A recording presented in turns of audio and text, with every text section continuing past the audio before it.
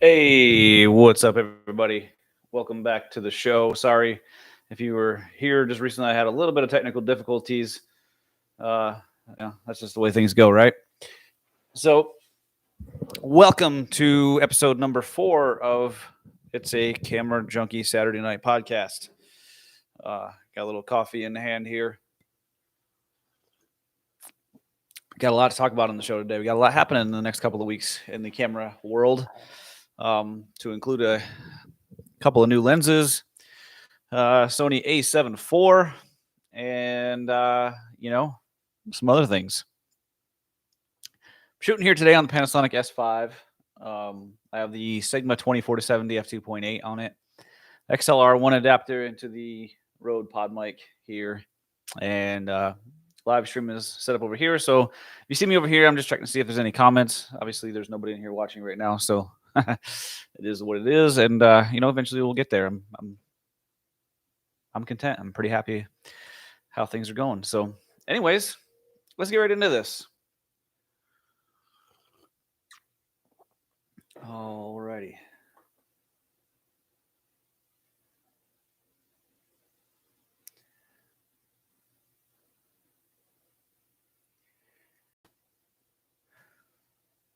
All right, here we are. I'm gonna try going. Yeah, there we go. Just give me down to the bottom there. Anyways, all right. So here's our first thing we're gonna talk about: the Sony A74. Sony A74 is definitely going to be announced on October 21st. Now, that doesn't necessarily mean it's going to be available anytime soon. My suggestion is if you're interested in buying this camera, I would put in a pre-order basically that day, like the day that it becomes available. I would put in a pre-order, because I think it's going to be very difficult to get. It's unfortunate, but I think that it's going to be, this chip shortage thing is it's a big deal. It's affecting a lot of different things right now, and cars and obviously electronics of all sorts. It is what it is, but launch on October 21st if chip supply permits this. So there you go. If the chip supply permits this. A newly developed 33 megapixel sensor. Now, I talked about this in a recent video, why I believe this is actually, initially when I saw it, and a lot of other YouTubers the same way, they thought, well, this seems a little bit of an odd number, but here's the deal. This is why it's not too much to think about. I think it's going to be a 33 megapixel sensor, and here's why. To do 8K video, you need a 32 megapixel sensor. I did a little bit of Googling. So you need at least a 32 megapixel sensor. No, this camera is not going to have 8K. But if Sony's going to announce a new sensor, this sensor is probably going to be around for about 8 or 9 years, 8 to 10 years. So expect that to be kind of a thing for a very long time. So maybe not the A74, but probably something along the lines of the A75, maybe the A7S Mark IV, maybe the A9 Mark III. Something along those lines is going to have this sensor in it, and it's going to be 8K.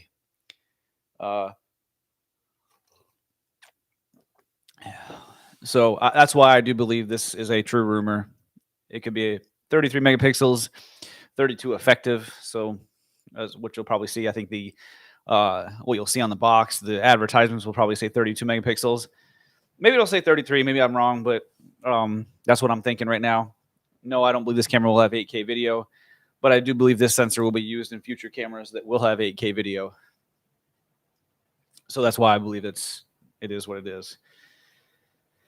15 stops of dynamic range. Yeah, we already talked about that. I'm sure it's we're gonna get some new EVF and LCD.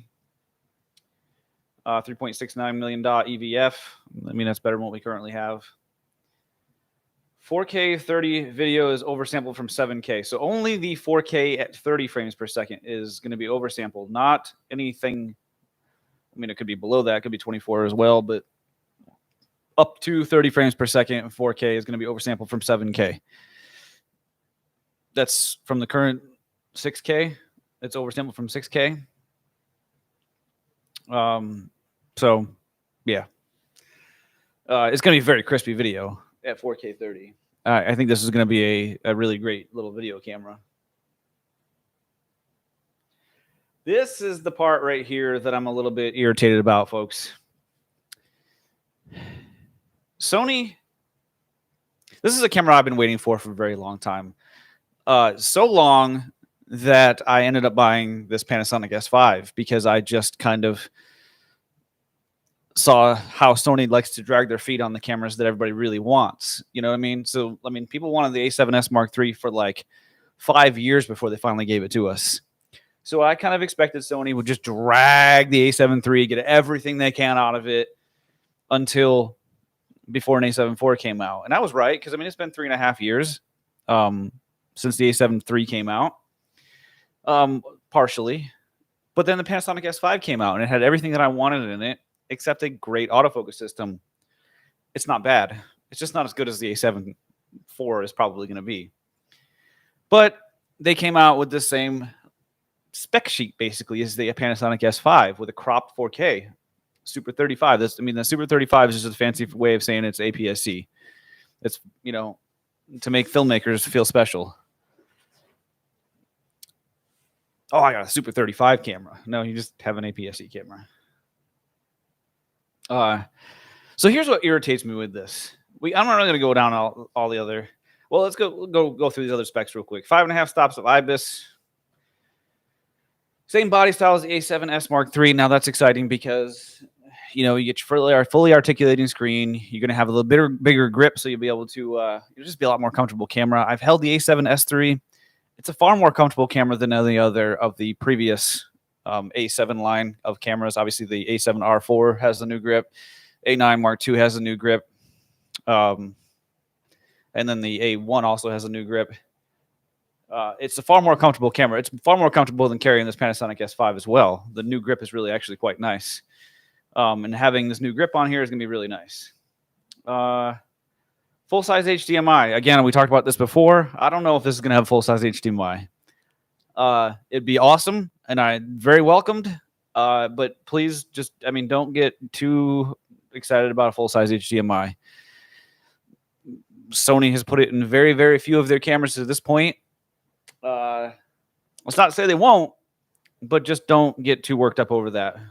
It'd be great. Again, we'll see. Fully articulating screen. That's going to be really, really great. This is another one that I'm not so sure this is going to be in here. CF Express card, UHS-2 SD cards. Here's why. Here's the reason why I believe they won't, and here's the reason why I believe that they may. They won't because I don't think they would put features on this camera that would require it. For one, because you'd be really, really. I mean, there's not. You look at the A1 and the A7S Mark II are the two cameras. Maybe the A9 Mark II. I don't think that does either. Have the CF Express cards, the dual slot. It's kind of a dual purpose slot. You can fit both cards in there, or one of each, or one at a time, but both cards will technically fit. There's not that many features on the A7S Mark III that require it. There's not that many features on the A9 Mark II that actually require it. I'm talking like, you know, the burst mode on the A1 probably requires it. You know, the highest bit rates and stuff like that on the A7S Mark III require it. I don't think those features are going to be on a camera that's going to take away from those other cameras for half the price. You see what I'm saying? So why would they put all these super high-end specs on a camera that's $2,000, $2,500, whatever it's going to be, and take away from, you know, those other specs? I can't see them putting 30 frames per second shooting on an A7 Mark IV. I can't. I would see this being around 10 or 12 like it currently is. I think it's 11 frames per second shooting. That doesn't require a CF Express card. The 4K 60, even 422 10-bit shouldn't require a CF Express card. Now, here's why I do think that it could possibly have a CF Express card. Anybody who is probably shooting with an A1 or an A7S Mark III is probably looking at this camera right now and saying, that's the camera I need for my backup. That is my number 2 camera. And With that being said, somebody that has that probably already is using CF Express cards. And it would be really convenient to just be able to keep using those when I'm using my backup camera, right? So that makes sense to me in that aspect. Does it require it? No. But rather than having a bag full of different types of cards, you can just buy the CF Express cards. And plus, Sony also makes the CF Express cards. There's only like 2 brands right now, I think. 2 or 3 brands that make them. Sony's one of them. And of course, they want you to buy their $500 cards, even though you don't need it. Same new Sony A menu system, A7S III. And then not sure about this price, but here's what I'm talking about. $2,500, folks. Now, here's the issue I'm having with this. Looking at these specs, and if all these specs are true, in the event all these specs are true, and again, these are rumor sites, folks, so just kind of take that as you will. If all these specs are true, and this is exactly the spec sheet of this camera, your competition right now is this camera, the Panasonic S5. What's the downfall of this? Well, your autofocus system isn't as good as the others in the 3 that I'm about to compare. And you have a crop in 4K 60. Now I'm going to go just a second into why I think 4K 60 is required. I don't do cinematics on this channel. There's nothing cinematic about it. It's a talking head. And I want it to be the crispiest footage that I can possibly get. You see what I'm saying? And I think that me personally, I'm to the point now where, especially when it comes to video or comes to YouTube, I can pretty much tell you just by looking at somebody's footage what camera they use. I'm to that point now. And when I see somebody using a Sony camera in the current lineup, shooting in 24 frames per second, I can tell just like that, because it's almost like a slideshow to me. I know that some people don't think that I can see that, but I can see it. I can see when somebody's shooting 24 frames per second. Honestly, I don't believe that consumer level cameras, photography cameras, yes, these are great video cameras as well, but they're designed initially for photography. Now, if you want to go out and spend a ton of money, and this is, again, let me caveat a little bit real quick. The argument is, if you want to shoot video, go buy a video camera. Hey, Truth Seeker, how you doing? The argument is, if you want to shoot video, go buy a video camera. Well, when you look at dedicated video cameras, right? Like, let me get just a second. Grab something real quick.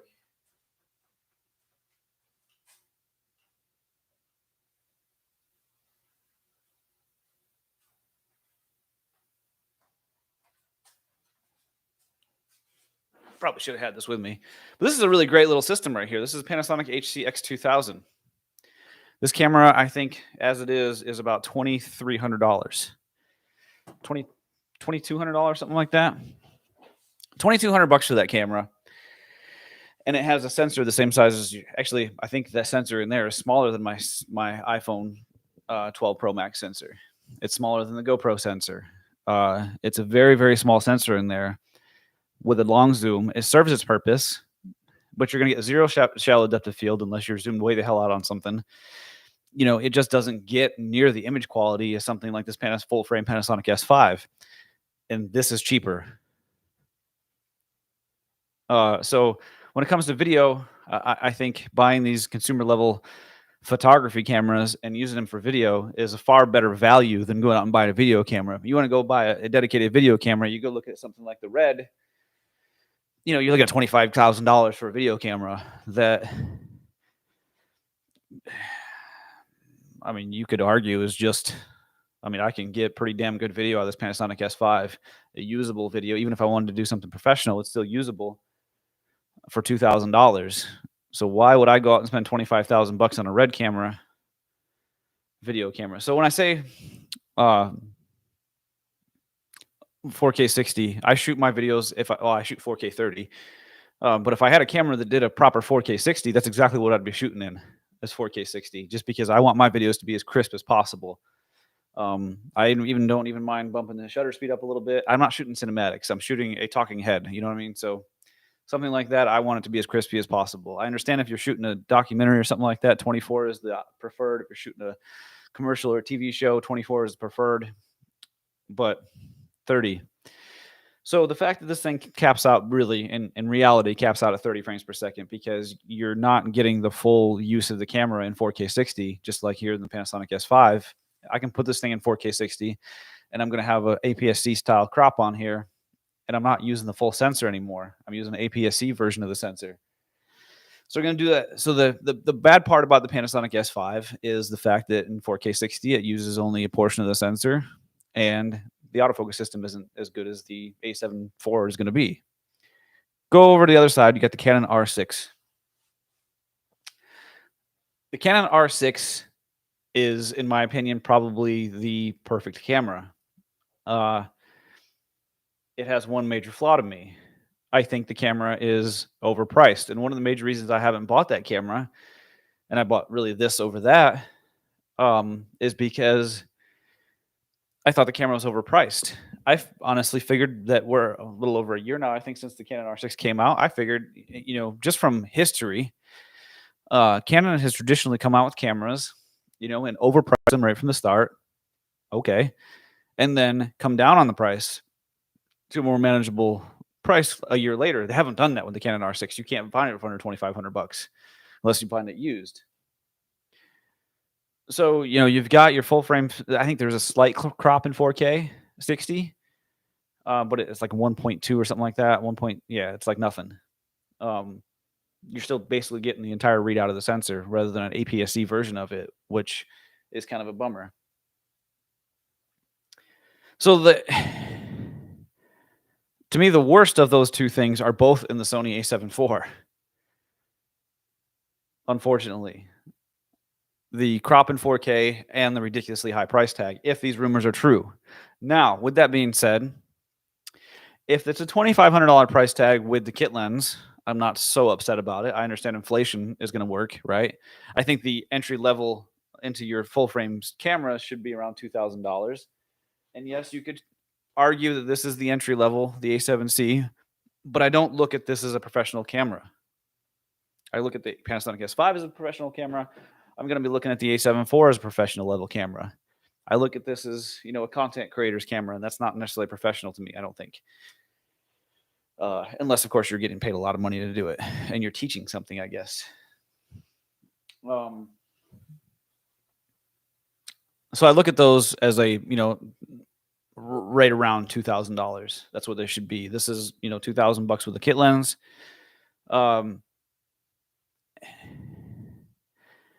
The current 28 to 75 or whatever it is, the 3.5 to 5.6 that comes kitted out, I hate that lens. I would never want to buy that. I would never buy the A74 with that lens. I can tell you that much. If this comes out with a new kit lens, hold your thought for a second.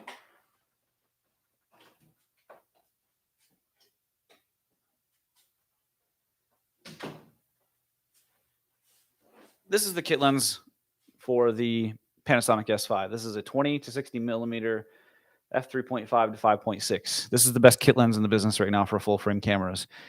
If you want to get started doing a vlogging channel right now in 2021 and you got $2,000 or so to buy a camera and you want to buy the best possible camera for $2,000, I'm going to direct you personally to the Panasonic S5 with this kit lens because 20 millimeters, I think, in a vlogging is like, it's perfect. 28 millimeters, unusable. 28 millimeters with a crop 4K 60, completely unusable. So if Sony comes out with something like this, a 20 to 60 kit lens, a new kit lens. Now there's no rumors on this, so this is just me talking right now. There's no rumors on this. The 20 to 60 would be amazing. Something along those lines. If they could do that with the Sony A74. If the Sony A74 comes out with these specs, it's going to be everything this camera is good at, plus a great autofocus system. It's going to be a great setup.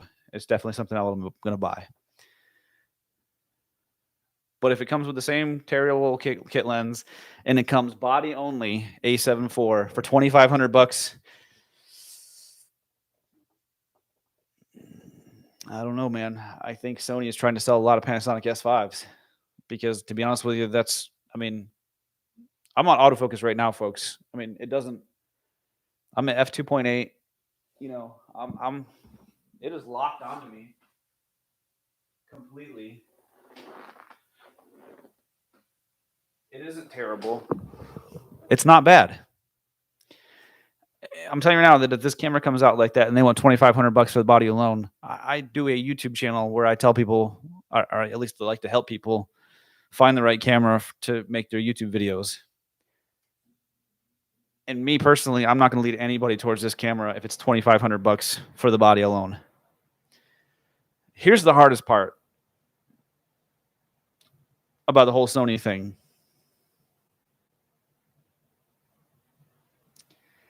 Okay. The hardest part about saying no to Sony, because I think Sony makes the best, maybe not the best cameras, but here's where the other companies don't compete. If you, the Panasonic S5 and the Canon R6 are in competition with the A74. So here's the thing. Say you're going out and you're like, oh, I need a 35 millimeter lens. Okay. It's not a lens I'm going to use all that much. It's a lens that I'm going to probably put in my bag and use once or twice a year. So spending $700,000, $800,000, $1,200, $1,300, $1,400 on a 35 millimeter lens is not ideal, you know, especially if it's something I'm hardly going to use. Me personally, like I use like wider angle lenses. I'm making YouTube videos typically in tighter spots, so I need an ultra wide lens. I'm at 24, but I'm probably 4 feet away from the camera right now at 24 millimeters. So if in the event you need a 35 millimeter lens, the options for Canon are this lens right here. And that is it. There is no other 35 millimeter lens unless you want to adapt. That's $500. $500 for this lens. And I've had this lens before. Its autofocus system is actually quite loud. You'll definitely hear it. I promise you. Image quality is great, but the autofocus system is definitely quite loud. But this is your only option to get a 35 millimeter lens in the Canon system, right? Canon RF. I believe that today in 2021, there is basically a complete Nikon Z mount lens lineup, first party. There's a complete Canon RF first party lens lineup. And I believe that there is in the Panasonic lineup, if it wasn't for Sigma, they'd be far behind everybody else because they're putting out like almost nothing right now. So there's actually rumors going around that Panasonic may be selling off the Lumix division and getting rid of and getting out of the camera business altogether. And there's a lot of rumors that are saying that maybe the GH6 may be the last. And I've said that in the past, and I got beat to hell in the comments that this may be the last camera that they ever make. It could be the last Panasonic. I mean, Lumix may stick around, but they may not be made by Panasonic anymore. And if nobody picks it up, because I mean, the camera industry is kind of something that it is struggling, folks. It's struggling, whether anybody wants to admit it or not. The camera industry is struggling. Probably not for the people who are watching this video. They may not see it that way, but here's the thing. The majority of cameras that are sold in the world are smaller point and shoot cameras. There isn't, people buy the millions and the millions and the millions and the millions buying full frame cameras, professional level cameras. There's, you know what I mean? There was a rumor that I saw the other day that they were expecting in 2022 to be only 7 million units sold worldwide. That's every camera. That's 1-inch sensors. That's APS-C. That's, tinier sensors. That's every camera that in the entire world. There's almost 8 billion people on this planet. and not even 1/10 of 1% is going to buy a camera this year or in 2022, or 100th of 1%, whatever it is. Math, it's hard.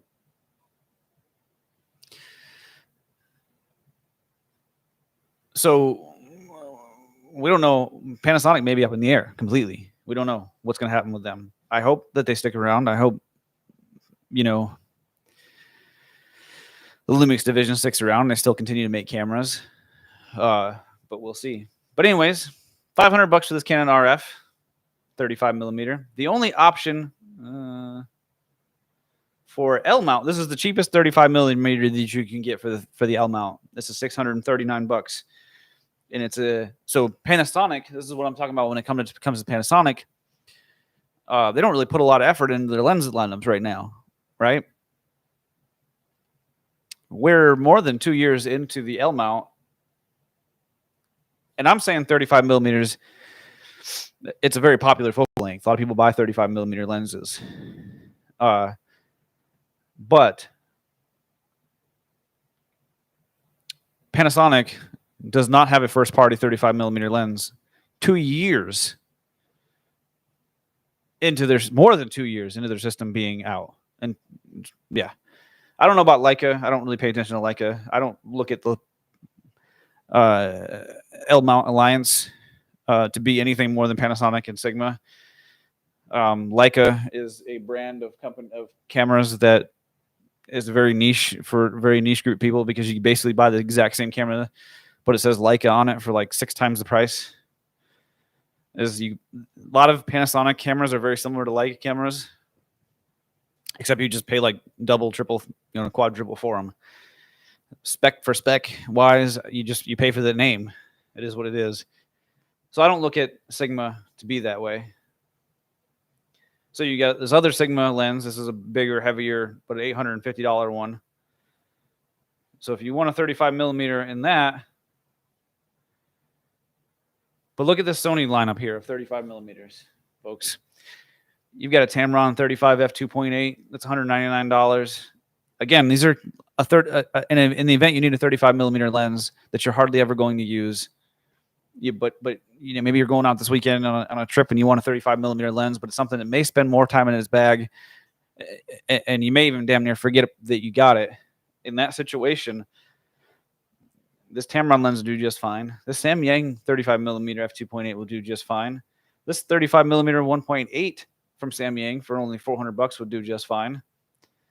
Now we're getting into a 1.4 here for the same price as you get the Canon 1.8, and this has a silent autofocus system, folks. I believe in some aspects phones are taking over cameras. Here's the thing. Let me tell you a story. Right now. I was in Iceland a few years back in 2017. And I was shooting I went out to shoot the Northern Lights. This camera here is the ZV-E10. I was actually out there shooting the Northern Lights with a A5100, right? And if you ever try to go shoot the Northern Lights or the stars or anything like that, you really kind of have to know what you're doing, right? You can't just aim the camera at the stars and take a photo.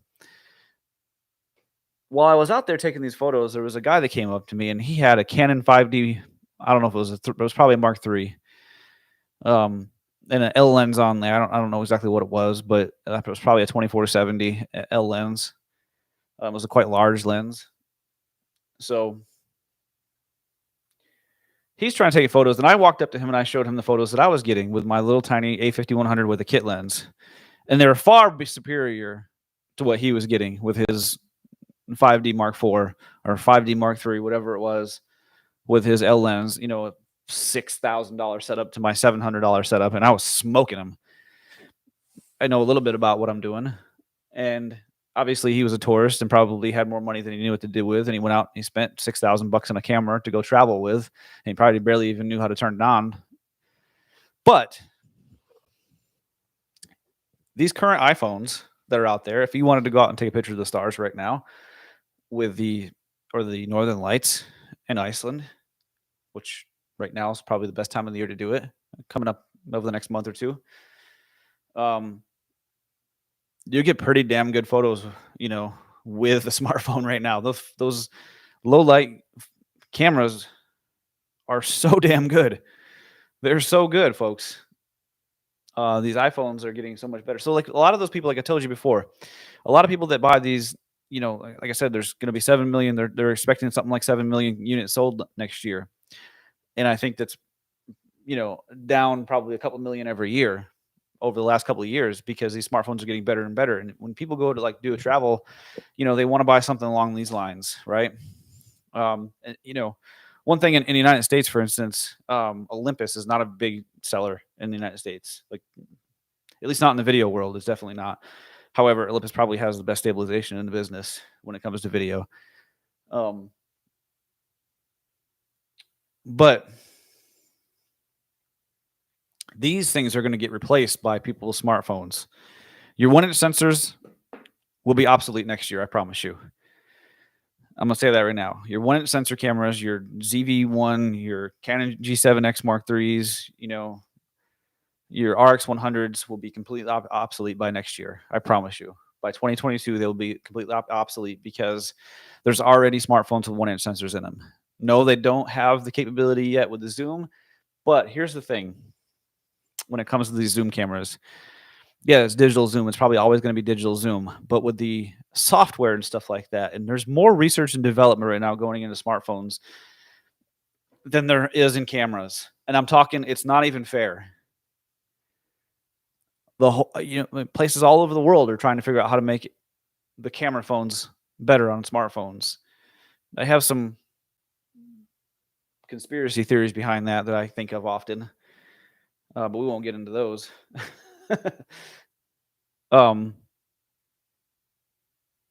But the amount of research and development, it's not going to be able to keep up. The fact that this GoPro right here has maybe doesn't compete with the ZV-E10 in low light or the RX100 in low light or the Canon G7X in low light, but specs for spec in broad daylight, this thing will absolutely demolish it in every way, shape, and form. The GoPro Hero 10 even takes that a step further. These small point and shoot cameras, even this camera right here, maxes out at 4K 30, where the GoPros and iPhones and stuff like that will max out much higher. The current Samsung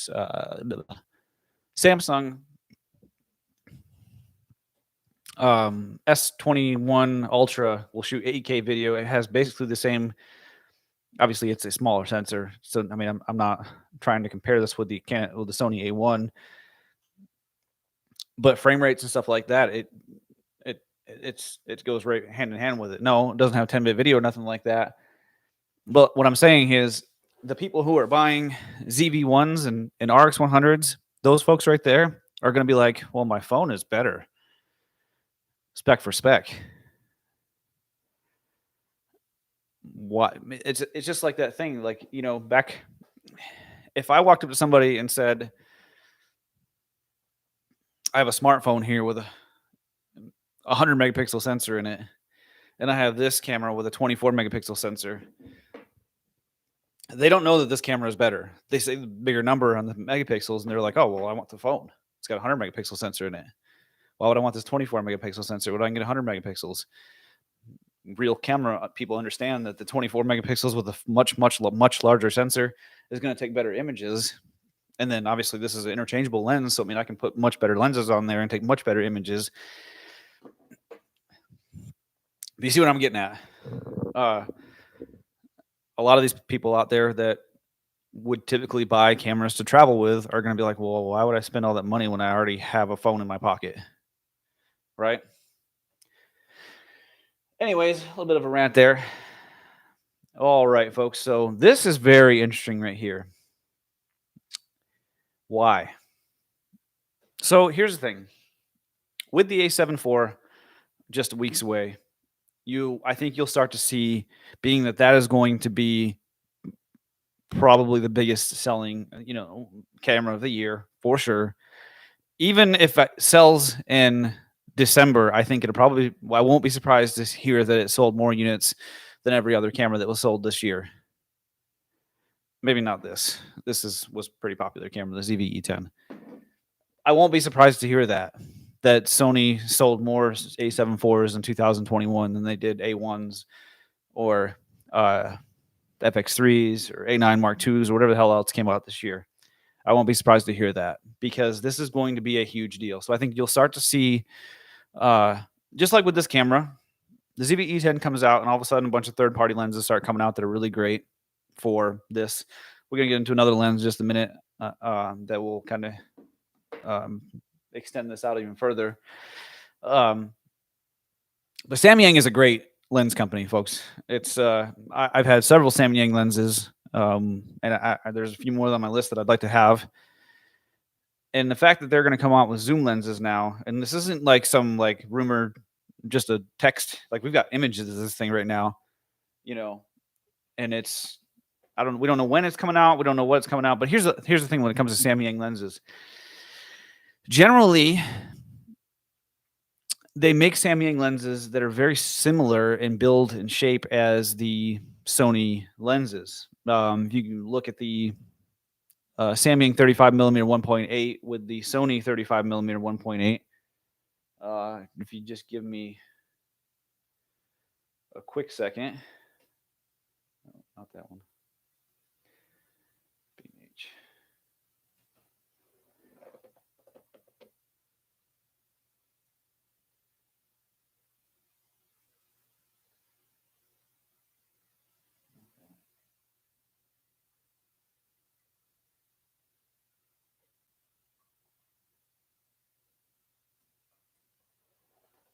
You can see that these are almost identically looking lenses, right?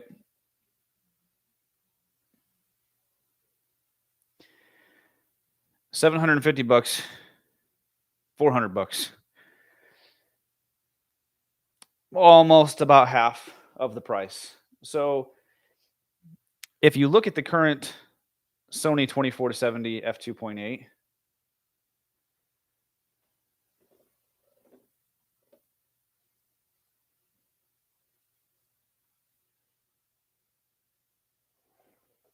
it's $2,200.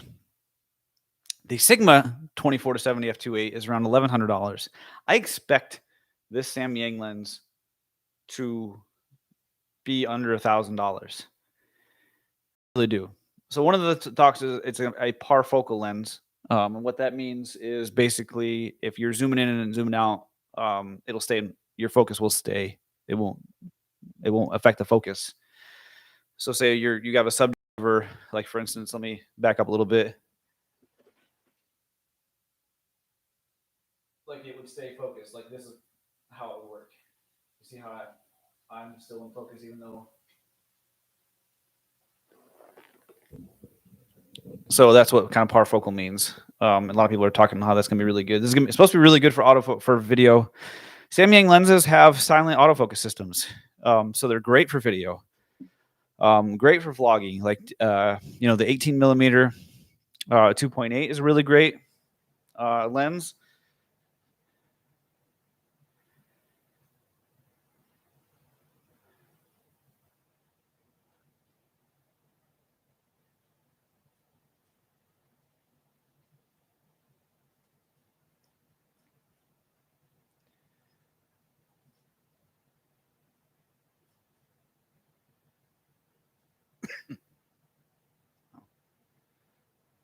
This is the checkers game where grandson and granddad will bond. Hey, what's up, guys? Chris here, back with another video. So today I'm taking out the Sony A7C with the 18mm. This was in January this year. Video on yesterday. Hey, I'm Chris. Welcome to CJ Abroad. I created this channel to document my life. So that's a really great little lens. It'd be pretty awesome if this is not the first. And maybe they come out with like, you know, start with the Holy Trinity. They've already got a ton of prime lenses. Start with the Holy Trinity. Give me a Samyang 24-70 f2.8. Give me a 16-35 or something along those lines. And then a 70-200 f2.8. And Samyang is a legitimate company we're dealing with when it comes to Sony. And this is one of those things like where Canon can't really compete at this point because they don't have anything like this. Canon doesn't get any third-party lenses. Now, there are a few Canon 30 third-party lenses. There's the 14mm f2.8 as well as the 85, I think 1.4.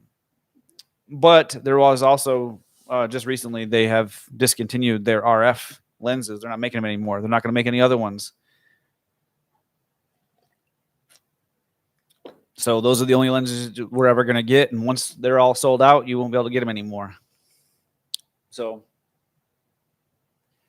that's just how it's going to be. So this 24-70 f2.8 looks like a pretty badass little lens. I mean, not little, it's going to be quite large, but I mean, it's a 24-70 f2.8. So I mean, this lens that's on here right now is a 24-70. It's quite a large lens.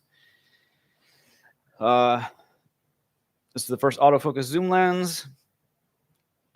It's got 2.8 aperture throughout, parfocal. Autofocus has been upgraded for both stills and video work. Here is what it's going to look like all zoomed out. Compatible with full frame FE cameras. There's no talk of whether or not this is going to be for any other, but currently there's just the RF, and that's pretty much it. No date on here.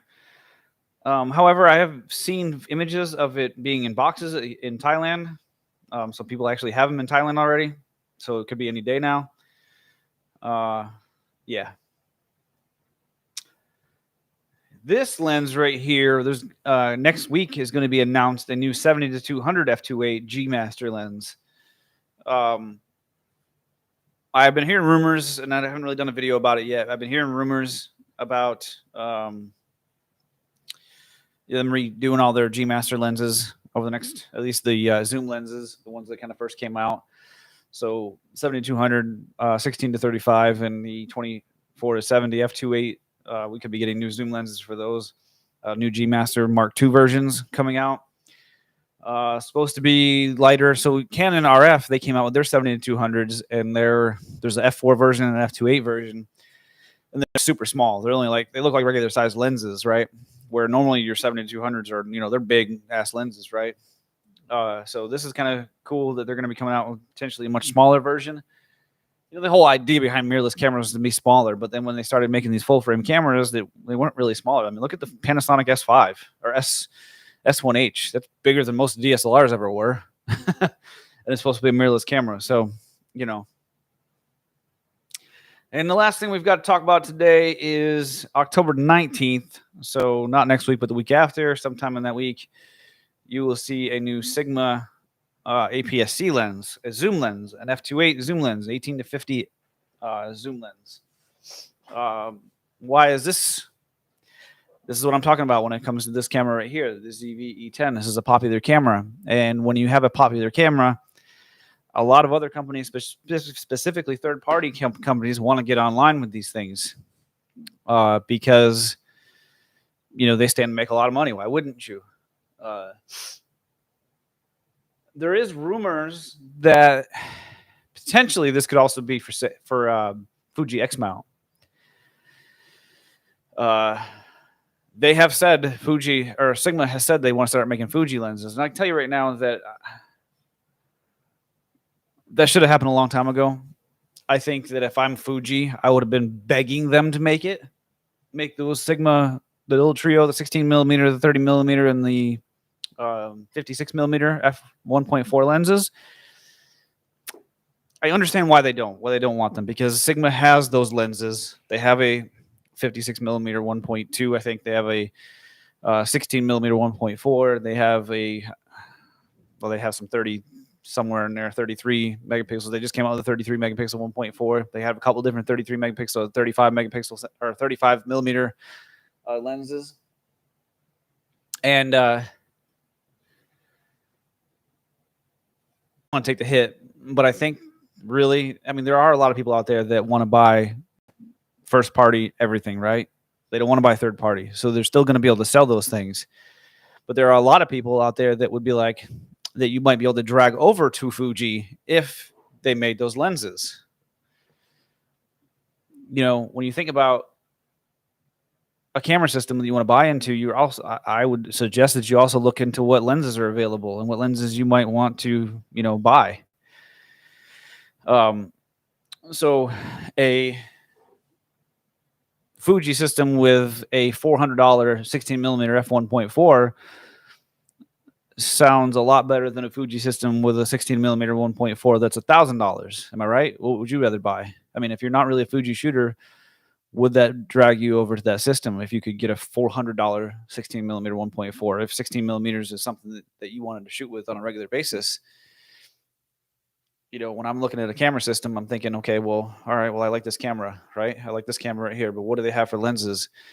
Well, they have the 16 millimeter 1.4 that's $1,000, and then this system over here has a 16 millimeter 1.4 for $400. And then I'm probably going to get on YouTube and watch some reviews and realize that it's really not that much of a difference in like actual ability, you know, the image quality that's coming out of each one of these lenses. And I'm going to think, well, why would I spend $1,000 when I can spend $400? You know, so I still think Fuji would still sell plenty of their $1,000 lenses, but I think you would bring a lot more people over to the Fuji system if you could also get that lens for $400. My personal thought. So maybe these Sigma lenses may also be out for the Fuji X mount. There has been rumors of that. I haven't really talked about it much on the channel because those rumors have been around for a long time. Every year or so, they interview somebody from Sigma, and every year they talk about how, yeah, we're going to make Fuji lenses, and then a year later, hey, where are those Fuji lenses at? Oh, we're going to make them. And then a year later, hey, where are those Fuji lenses at? Well, yeah, we're going to make them. So, I mean, take it with a grain of salt, you know what I mean? So, anyways, that's about it for today's video. We had a little bit longer of an episode today. I had a good time. I will be back hopefully next Saturday night as well, potentially. I may end up starting to do the show on Sunday if I'm going to be working on a lot of Saturday nights. I normally work during the day, but lately I've been working Saturday nights as well just to get a little overtime. So, yeah. I didn't have to work Saturday tonight, so I decided to come and do another episode. So I might push this to Sundays again at 6 o'clock. I had some technical difficulties. For some reason, my screen, I have this adapter. So what the problem is, I have this adapter. It's a third-party adapter that goes to my MacBook. And when you use third-party adapters to go on the MacBook, there's, you know, it's a USB Type-C, and typically USB Type-C, you can turn it around, you can flip it upside down. It all fits pretty much the same way. You know, it's not like micro USB where you have to put it in there one certain way. It only fits in there one way. But when you have third-party adapters, it does the same exact thing. If you flip it, put it in there upside down, it doesn't work. Even though it's a USB Type-C and it will physically fit in there upside down, it doesn't work. You got to turn it upside. So that's what I was doing. I had the thing plugged in, and I'm like, this isn't working. What the hell's going on? Yeah. So this coming week, I got a couple of videos that are going to come out, and everything's live now, folks. Everything's going to be completely live. I'm doing this. I have the Blackmagic Design A10 Mini. Loving it because I can do this stuff right here and do these live streams, and I can show you my screen and all that stuff, so it's a lot better. But this week I will do a review of the ZV-E10 and a review of this cage as well. This is a small rig cage for the ZV-E10. It is a absolute must-have for this camera. An absolute must-have. Like,